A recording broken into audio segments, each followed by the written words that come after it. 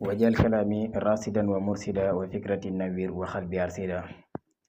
xada fakka xabala xada ba safadala fa durru wala wa nafu jaayi mbokk yi maa ngi leen di nuyu te di leen ziyaara te di leen ñaanal jàmm te di ko sàkku ci yéen di ñëwaat ak yéen ci njëriñ yi ma baaxoo woon di ñëw ak yéen di leen ñaan ngeen abonné tey partage vidéo yi tey laal seen bi bu fekkee liggéey bi neex na leen lépp loo xam ne bëgg nga ñu defal la ci vidéo mën nga jaar ci commentaire yi incha allahu rabbi yow mi nga xam ne da nga bëgg a tabbi ci université Asrar envoyé ma message wax ma sa tur ak sa sant incha allah jarul nga may woo appel normal. yow mi nga xam ne ci boppam yaakaar bu tas de la sonal, feebar bu teew faju de la sonal, bu teew wér de la sonal, dem nga fu nekk ci boppam bolokaas def la sonal, xamoo la moo nekk sa yaram, xamoo sa rab moo la yàqal,